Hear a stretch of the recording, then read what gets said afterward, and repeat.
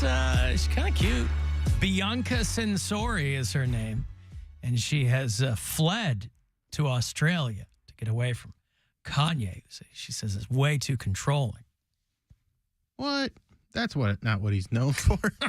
Yeah, what do you want her to start wearing bras or what? Bianca Censori, I don't know that. I saw her described one time in an article as an architect, and I'm like, that can't possibly be true. I mean, her body was built. That was a good one. I appreciate that. Was it? Is That it was a all? good one. Is it fake? Like, is her? Yeah, isn't she like a Kim Kardashian? Kind of, but like she never wears a bra, so there's nothing high and tight there. I mean, they're down there, so I'm just wondering what you can get. I guess you sign up for what you sign up for with Kanye, but she's cute, and I think she is his wife. I think they got married or something. Yeah, married. Although married always has air quotes or quotation marks around it, so I don't know. I don't know why people do it anymore. Do they not get real married? Like, they get married the same way we do. Legally, right? Well, yeah, any two people, though, can say that they have we're married in spirit. You know, it sounds more of like a Hollywood thing to do, unconscious coupling or whatever. But how long do you have to be married, or how short of a time span do you have to be married to get an annulment? Like, get it erased? That's like a religious thing, though. You could, I mean... Is an annulment? You give them $100. No, it's not. I thought that They was... do it in Vegas and stuff. I thought legally you could get an annulment. You can get a divorce. No, I'm saying there. I think it's like. You can get what I get. What did I get? Dissolvement? Dissolution. No, an annulment is like the marriage never. That's a hip disorder in dogs. Yeah. I had hip dysplasia. I'm part greyhound. There was a friend of mine who said he was only married so short of a time the paperwork didn't even go through. Yeah, so I guess I guess you would have to find out what the time period is. You're right, it is a legal thing, but I always associate it with religion because they're like, oh, this way we'll just pretend you were never married, or give me $100. I didn't know scam either way. You know I thought it was a Vegas scheme. Yeah, I didn't we know can you get could it annulled because it was like we were so drunk last night, we need to annul this. Yeah, so it's like within like 90 days, I feel like the time where you would be at a new job or before your benefits kick in. Like, yeah, I don't know what the time frame is. Nevada, I'm sure you are right that they do look like natural boobs. Yeah, they do. They are some slops. Yeah. But imagine you've been married for 50 years and you get an annulment. No, because I think like legally a divorce, you're splitting up, right? An annulment pretends that it was never valid. Like the annulment is you saying legally this was never valid. If you're married for 50 years, I mean, in some states you'd be dealing with common law if you weren't married. But how do you debate that though? The marriage never. Well, nobody. If you were married 50 years, nobody would get an annulment. You go, we're getting a divorce.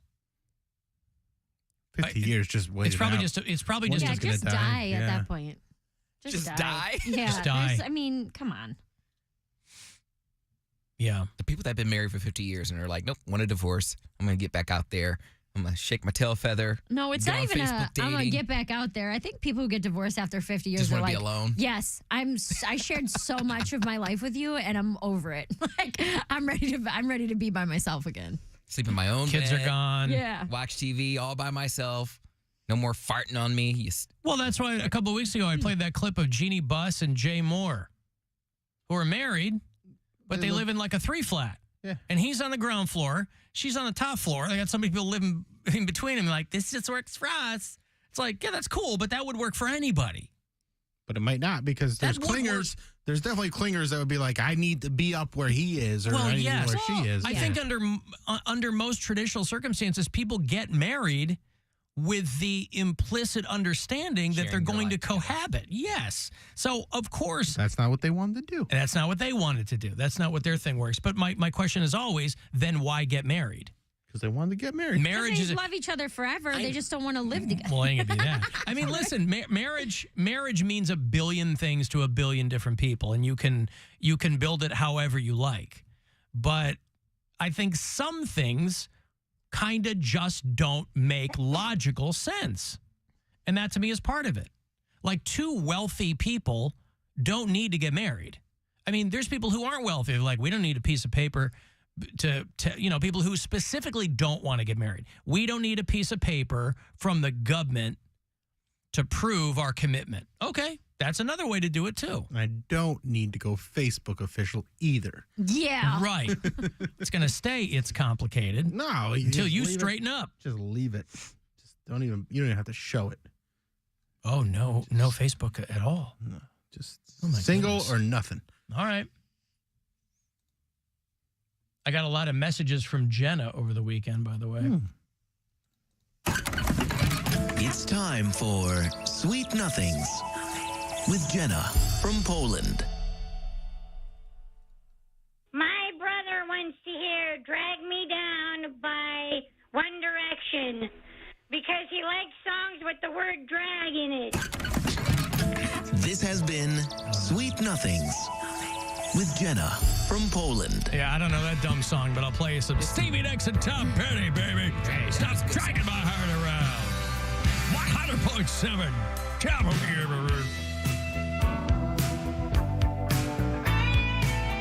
This is a good jam. What a great song. Man. I love Stevie Nicks. This was supposed to, Tom Petty wrote it. Tom Petty rules, too. Supposed to be a Tom Petty and the Heartbreakers song, and he gave it to Stevie Nicks, sang it with her. Every other song on the album she wrote. This was her debut record, I think, and Tom Petty goes, hey, Tom Petty was starting to blow up, but he wasn't like what he would become yet. I don't know no One Direction drags. I've been bending my ear in the brakes, by the way, because my son is doing his first air shift today at Michigan State's radio station. Oh, he's following Dad's footsteps. No, I don't think so. I think he's Jude Slade. he's keeping the Slade family name alive and well. He's like, I don't want to be... He doesn't want to be a Nepo baby. He wants to earn it himself. That's right. So he's going Slade. No, he's just He's been DJing for a while, like parties and clubs and stuff. The but dude. He's just dipping his toe in this. So I was excited for him. But Does he have a name? I don't know. I didn't hear him say that. But When's his air shift? I want to listen. it's on now. It's 4 to 6. That's why in the break I've been listening on their app and drive time. It's college radio. Yeah, There are commuters at every school, and it's not I just... know, but it doesn't matter because you're not selling advertising, is what I'm saying. It doesn't matter. I mean... Tell him, Poundcake. You tell me, yeah. They might have underwriting. First tell him how to work an air conditioner. Mm-hmm. And then... That was my job. They might have underwriting, so you could be selling something. They're not selling. Those are donations. They're not selling that. Okay. It doesn't matter if it's drive time. Yes, there are people in their cars. I'm just saying a bunch of people listening, that's all. No, it's great. I mean, again, it is college radio. It's good to know so the day parts. You're competing with commercial radio stations. So, but he's picking his own music, so that's cool. That doesn't happen anymore. So, but anyway, yeah, I was kind of peeking in the last break to see if I could catch one of his breaks. I caught one of them. But. Are you going to do air checks on him? No, I'm not going to do air checks on him. Send him, hey, at 409. If he asks me, no, if it's your first time out, man, I mean, it sounds better than some people do first time out. So he sounds calm. He sounds relaxed. That's all you need. That's 9/10 of it. And if he asks me for recommendations, I'll say. Is this what made you cry? He said, I'm going to do radio. No. During that deep heart-to-heart you guys I'm had. so proud of you. Thank you, son. No, nothing like that. You gift him your old pair of 1985 headphones. I wasn't in radio in 1985, right? I don't know, man. You're like 100 years old. Whatever it was. Yeah. 62 is when I started. So it's been a long, strange trip. No, I said if you want any, any advice, just dig up a guy named DJ Cobra at the University of Akron. I got you, boo-boo. Tell you all you need My to God, know. what if this is how your son and Cody get into a relationship? No, my son's not gay. It might be for Cody. What if they end up doing a show together? Where they're hosts together. They both co-host. They relocate to Tulsa to start the Cox and Brown. Our radio career is going to be following a Cox. I don't know what's worse, Cox and Brown or Brown Cox.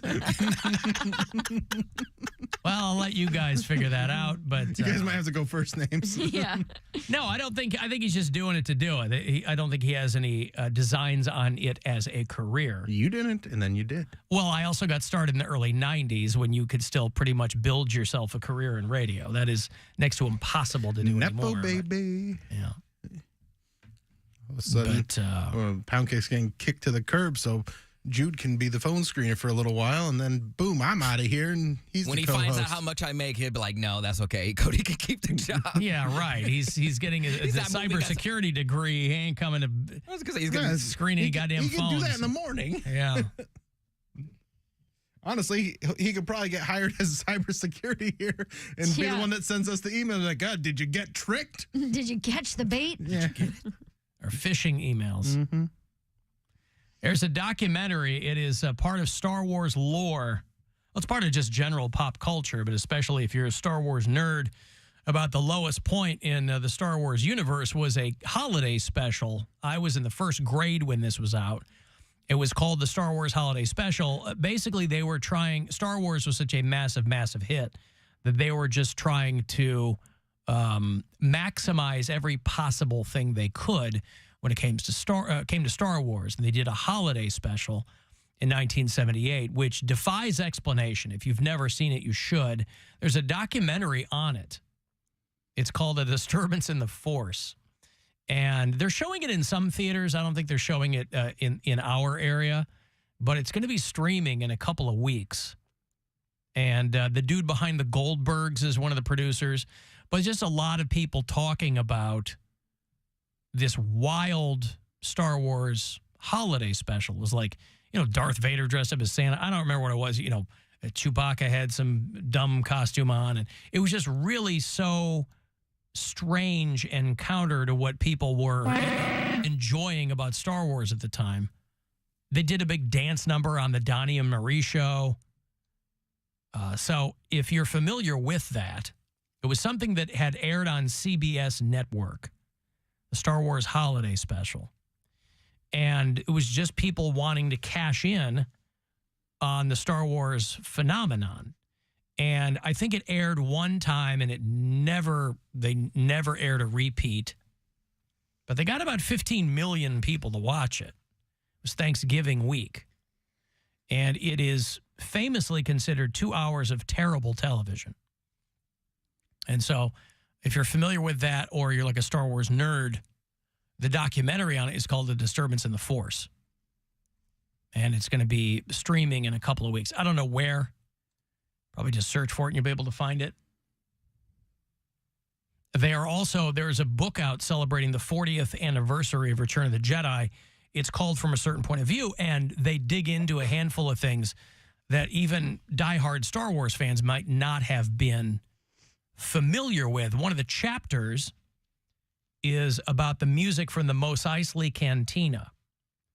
When the band was in there playing, right? I think it's when they go to meet Han Solo. It's when Luke Skywalker and Obi-Wan go to meet Han Solo. Yeah. The hive of scum and villainy, I believe, is the line from that guy with the butt face. The Sith? The guy with the little, I don't remember what his name is, but yeah, the Max Rebo Band was the name of the band in there. And they do kind of a pan of this wild-looking band, creatures from all around the galaxy, and they're playing musical instruments. And in this book, it spells out, again, I don't know, there's some diehard Star Wars nerds who might be hip to this, but that the music in this scene was referred to in the Star Wars universe as jizz music. Not jazz. I've actually heard that before. Jizz music. All right, that it was the music of the Bith species. And that the jizz band is... And so there were different blues bands around the gap. But this is, one of the more amazing things to me in the Star Wars universe is having to come up with names for everything. You watch any one of the Star Wars television shows. You watch The Mandalorian, you watch Boba Fett, whatever you want to watch. Andor. Everything's got to have a name. Mm-hmm. It didn't all come from the brain of George Lucas. He's a terrible writer. But people had to come up with names for things. And there were other people that were commissioned to write Star Wars novels. But these things all have to be, codified. And you go on Wikipedia, it'll tell you 4,000 things you didn't know about one creature in a show. And you're like, who came up with this stuff? So who came up with the Jizz Band. I don't know who came up with the Jizz Band. But that is the music there in... and I went through and found my VHS copy of Star Wars. Came in a big 3 VHS pack 20 years ago. Remember this? When we got that. In the big box, right? So like the directors. And I found it. I dug up the behind the scenes, the making of that scene.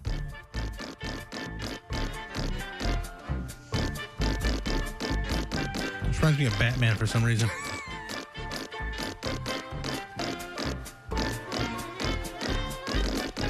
Yeah, that's why they called it jizz music. Because it was a very popular form in the Star Wars universe. The sound it makes when you... Because... Post-vasectomy, yes. It never sounded like that before. Now it just goes whoosh. Whoosh.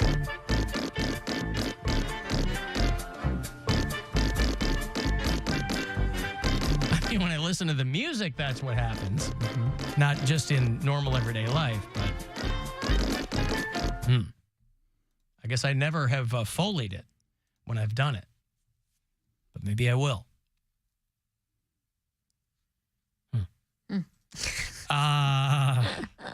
So there you go. See, all the nerds are hitting me up now. I never got into Star Wars. I've never even seen it. I keep trying to get my daughter into.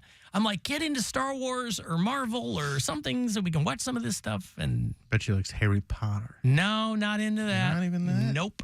She's not into Hunger Games. Not into Frozen. She's not into anything like that. I thought she was into animal shows.